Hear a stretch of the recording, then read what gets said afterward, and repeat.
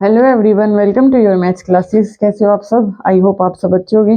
तो करते हैं आज की क्लास स्टार्ट। हम इंटीग्रल वाला चैप्टर का एक्सरसाइज 7.3 से पहले के क्वेश्चन मैंने आपको बहुत इजी तरीके से करवाए, तो आपको वो जरूर देखने हैं अगर आप ये वीडियो पहली बार देख रहे हैं। तो आज हम करेंगे क्या, क्वेश्चन नंबर 6 एक्सरसाइज 7.3 का। हमें क्या गिवन है? हमें गिवन है sign x, sine 2x, sine 3x। इसका हमें क्या सोल्व करना है? इंटीग्रेशन। ओके, इसका इंटीग्रेशन सोल्व करना है। तो इसके लिए आपको पहले एक फॉर्मूले का पता होना चाहिए। वो क्या है हमारे पास? 2 sin x sin y का formula. 2 sin x sin y का क्या फॉर्मूला होता है? देखो, जब दोनों साइन के तो उसमें पूरा का पूरा कोस आता है उसके फॉर्मूले में, ऐसे याद रख सकते हो आप। क्या, जब हमारे पास दोनों ही साइन हो, 2 sin x sin y, देखो दोनों ही साइन की टर्म्स है ना, तो उसमें हमारे पास क्या होता है? दोनों ही टर्म्स कोस की आती हैं। तो हमारे पास फॉर्मूला क्या बन जाएगा? एक बारी एंगल्स को सब्ट्रैक्ट करना होता है, एक बारी एंगल्स को ऐड करना होता है। इसमें क्या डिफरेंस है कि इसमें प्लस वाली टर्म पीछे चली जाएगी और माइनस वाली टर्म आगे आ जाएगी। तो ये हमारे पास बनेगा cos x minus y minus cos x plus y. Okay, तो अब हम क्या करेंगे? हम इस पे लगाएंगे sin 2x और sin 3y। इसको हम क्या मानेंगे? ये हमारे पास मान लिया sin x है, ठीक है। ये हमारे पास क्या है? साइन वाई है।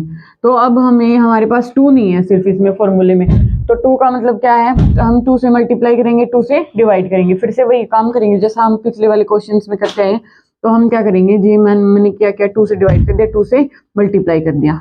2 sine x, sine 2x, sine 3x। Okay, मैं पहले लास्ट वाली टर्म को, किसी भी टर्म को, इन दो टर्म को सोल्व कर सकते हैं, इनको इनको किसी भी दो टर्म्स को सोल्व कर सकते हैं, ठीक है। तो अब हम के पहले क्या करते हैं? लास्ट वाली टर्म्स को सोल्व करते हैं मतलब। तो ये 2 मल्टीप्लाई में इनके साथ, तो अगर मैं इसको यहाँ से हटा के यहाँ भी लिख सकती हूँ, बिल्कुल लिख सकते हैं, क्योंकि मल्टीप्लाई में आगे पीछे हम कर सकते हैं। तो अब ये हमारे पास बना 2 sine A sine B, 2 sine x sine y, 2 sine x sine y. X की वैल्यू हमारे पास कितनी है? 2x है, और y की वैल्यू हमारे पास कितनी है? 3x। तो एक बार एंगल्स को ऐड करना है, एक बार एंगल्स को सब्ट्रैक्ट करना है। तो ये हमारे पास क्या बनेगा? 1/2 ये बनेगा साइन एक्स, तो ये बनेगा साइन कोस ए माइनस बी। ये मैं अंदर सिर्फ ये वाली टर्म को सोल्व कर रही हूँ, 2 साइन एक्स साइन वाई के फॉर्मूले से। ये हमारे पास बनेगा कॉस एक्स माइनस वाई, यानी कि 2x minus 3x minus cos x plus y, यानी कि 2x plus 3x।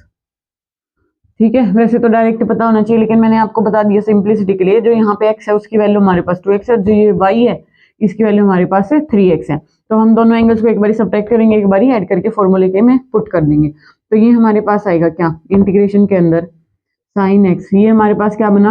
2x minus 3x, minus का कोस एक्स बनेगा वैसे तो, लेकिन मैंने बताया था जिस टाइम पे कोस ऑफ माइनस एक्स है वो, या कोस ऑफ माइनस एक्स लिखो या फिर कोस ऑफ एक्स लिखो, ये दोनों हमारे पास इक्वल ही होती है। तो मैं इसको डायरेक्ट ही कोस एक्स भी लिख सकते हैं इसको, तो मैं इसको डायरेक्ट क्या लिख दूँ? कोस एक्स लिख दूँ। ओके, फिर हमारे पास किसका साइन है? माइनस का। अभी मैंने फर्स्ट टर्म सोल्व किया माइनस, ये हमारे पास कितना बनेगा? कोस ऑफ 3 + 2 कितना हो जाएगा हमारे पास? 5x। Okay, dx। अब हमें क्या करना पड़ेगा? फिर से ही इसको एक बार इसके साथ मल्टीप्लाई करेंगे, एक बारी इसके साथ मल्टीप्लाई, दोनों को मल्टीप्लाई करके फिर हम अलग सॉल्व करेंगे। ओके, ये 1/2 कांस्टेंट बाहर पड़ा है, तो ये हमारे पास क्या आ जाएगा? साइन एक्स की मल्टीप्लाई एक बारी cos x के साथ, माइनस साइन एक्स की मल्टीप्लाई cos ऑफ 5x के साथ। ओके, अब हमारे पास क्या बन गया? ये तो हमारे पास क्या बना? Sine x cos x. ये हमारे पास बना साइन ए कोस बी। फिर से हमें 2 की जरूरत पड़ेगी, तो क्या करना पड़ेगा? एक बार फिर से 2 से मल्टीप्लाई, 2 से डिवाइड करना पड़ेगा। तो 1/2 पहले ही था, तो 1 और 2 से मैंने डिवाइड कर दिया, और एक बार 2 से मल्टीप्लाई कर दिया। मल्टीप्लाई कर दिया, देखो पूरे को मैं 2 से अगर मल्टीप्लाई करूंगी तो एक बार इससे भी मल्टीप्लाई होगा और इससे भी, दोनों से अलग अलग हो जाएगा। तो ये हमारे पास बनेगा 2 sine x cos x, minus का बनेगा 2 साइन एक्स cos 5x। ये मैंने आपको इससे पहले वाले क्वेश्चन में बताया था, 2 sin a cos b, मतलब ये हमारे पास होता है 2 sin x cos x, sin x cos x। ये हमारे पास डायरेक्ट फॉर्मूला होता है किसका? sin 2x का। किसका होता है? sin 2x का। तो ये हमारे पास कितना है? 1/4 है। इंटीग्रेशन ये किसका हो जाएगा? sin 2x का। 2 sin x cos x है ना हमारे पास, तो ये क्या बन जाएगा हमारे पास? sin 2x। ठीक है, माइनस, अब हमें यहाँ फिर से फॉर्मूला लगाना पड़ेगा। ये हमारे पास क्या बना? 2 sin a cos b, 2 sin a cos b। Okay, तो इसका हमारे इन टर्म्स ऑफ साइन ही होता है क्या? फिर से वही एक बार एंगल्स को ऐड करेंगे, यहाँ पे एक्स वाई भी लिख सकते हैं, यहाँ पे क्या लिख देंगे? X Y. ओके, ताकि ए बी में फिर कहीं आप कंफ्यूज ना हो जाओ, चीज वही साइन एक्स कोस वाई, तो ये बनेगा sine x plus y minus का sine x minus y. Okay, तो ये तो हमारा डायरेक्ट साइन 2x बन गया।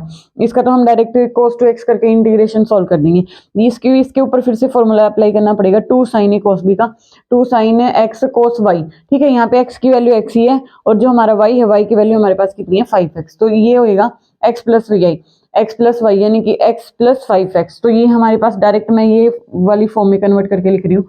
ये हमारे पास बनेगा क्या, साइन